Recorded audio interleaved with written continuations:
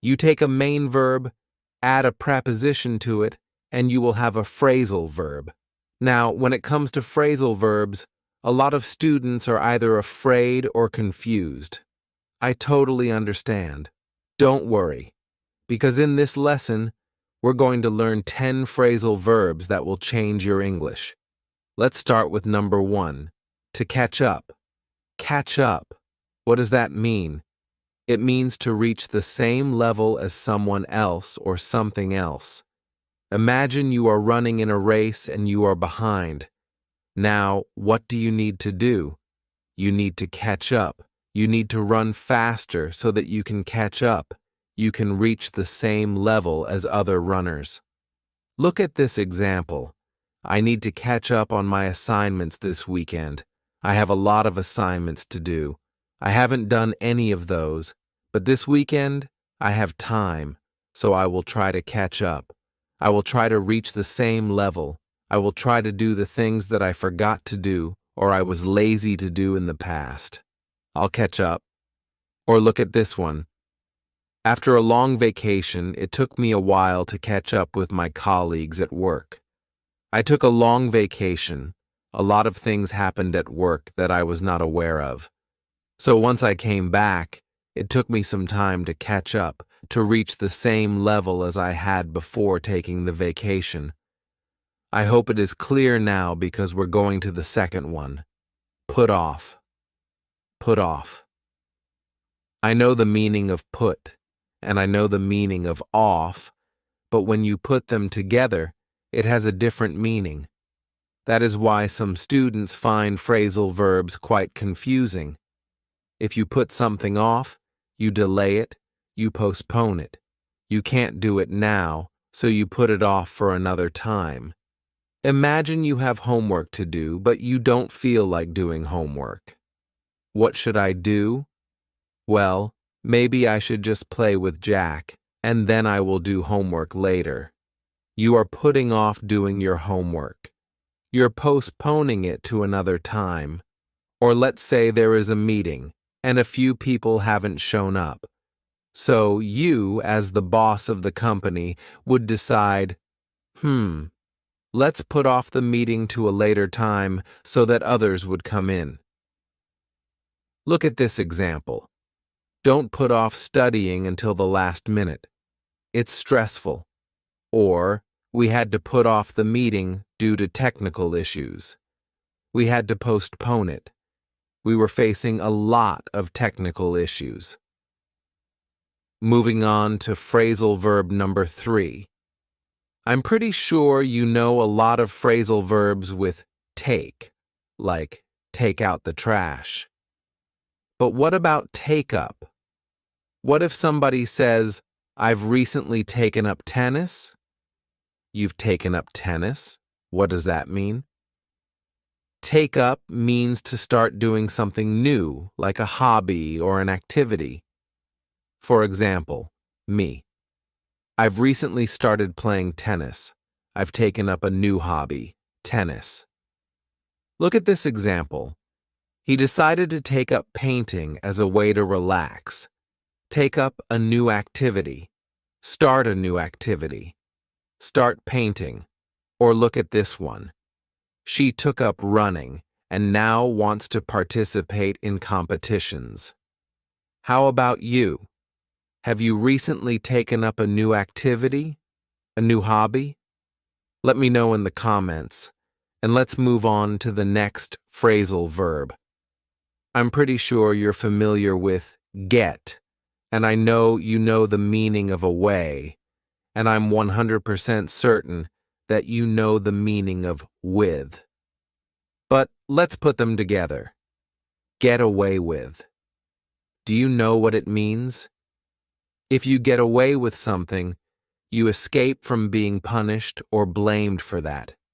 Imagine you're playing football at home. You kick the ball, it hits the window, and it breaks. Now your parents are away, so you have time to replace it. By the time they come back, they see the window as it was before they left. So they don't even realize that you broke the window. You got away with it. Now look at this example. He cheated on the test and got away with it. While taking the exam, he cheated. Oh, okay, and nobody noticed. He got away with it. He wasn't punished. The thief got away with stealing the jewelry before the police arrived. By the time the police arrived, the thief had escaped, so he got away with it. He wasn't blamed for it, or he wasn't punished for it. And we are halfway through this video. Let's go to the next phrasal verb. Bring up. Bring up. What does that mean? It means to mention or introduce a new topic in a conversation. Imagine you're at dinner and you start talking about a new movie. By the way, have you guys seen the new movie Gladiator 2? You've brought up this new topic in the conversation. Let's not bring up old disagreements during the meeting. She brought up interesting points during the discussion. Let me tell you something very important. Learning the meaning of each of these phrasal verbs is one thing. Seeing how they are used in a text is another thing. So, it is very important for you to see how these phrasal verbs are used in context, and that is what we're going to do with our first short story. Let's go. The Catch-Up Challenge. Sarah had just returned from a long vacation and realized she had a lot to catch up on at work. Her inbox was overflowing, and she couldn't put off her tasks any longer. To manage her stress, she decided to take up yoga, hoping it would help her stay calm. Later that day, her colleague admitted to spilling coffee on a report, but somehow managed to get away with it because no one noticed. While chatting with her team, Sarah decided to bring up the topic of deadlines, ensuring everyone was on the same page. Excellent job. You're doing great. We're almost there. We've learned 5 phrasal verbs. Before we continue, let me tell you something. Do you want to have the summary of this lesson? All the phrasal verbs with the example sentences, and some beautiful pictures in a single PDF file? Or let me give you something better. Do you want to have the summary of all of my YouTube channel videos in one book with more than 500 pages for free? Then you can download my Ultimate English book. This book has more than 500 pages, and I'm giving it to you for free. How can you get it? Click on the link on top of this video, go to my website, type in your name, your email address, your country, and click download. You will get the link in your inbox. Enjoy. And now, let's continue with the lesson. Here's another phrasal verb. The main verb is look, and the preposition is up. Look up. But there is another preposition. Look up to. Look up to. What does that mean? If you look up to somebody, you admire them. You respect them. Oh, Cristiano Ronaldo. Look at this example. I've always looked up to my parents for their hard work. I think my parents are the best. I always look up to them. I admire them. I respect them. And so should you. He looks up to his professor as a role model. He admires and respects his professor, and he wants to be like him one day.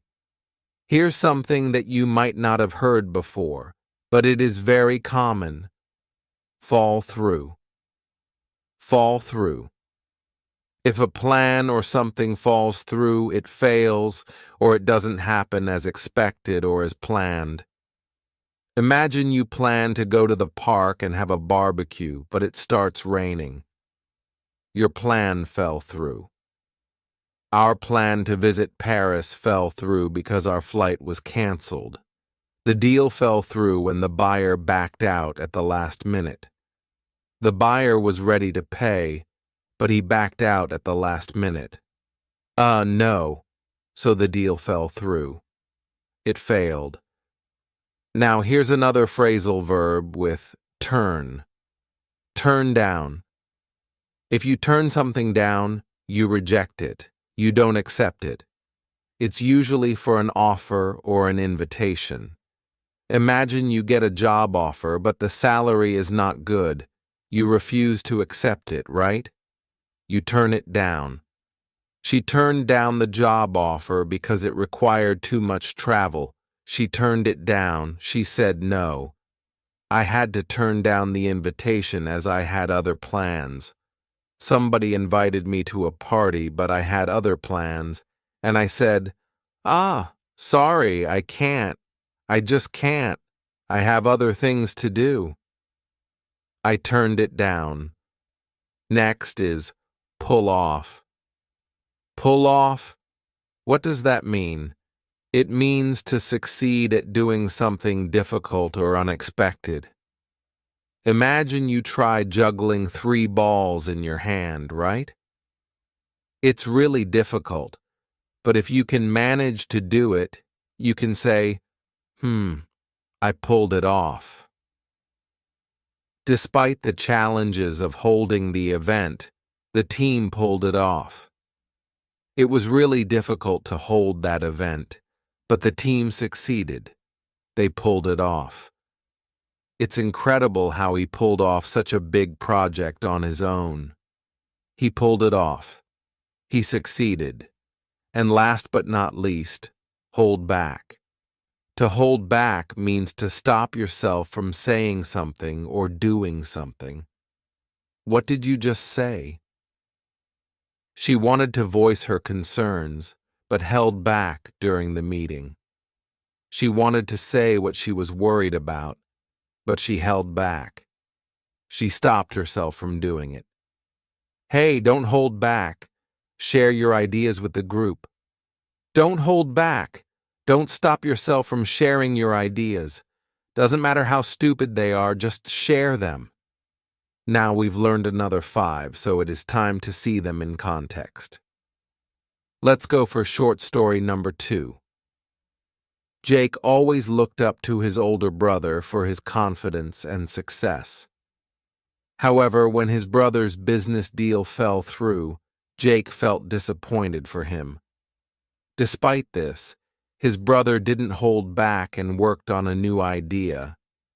Jake wanted to help, but had to turn down an invitation to a party to focus on assisting him. Together, they managed to pull off a new business pitch that impressed investors. Incredible. Thank you so much for watching this video. I hope you've enjoyed it. Don't forget to give it a thumbs up, and if you're new to my channel, click subscribe. See you.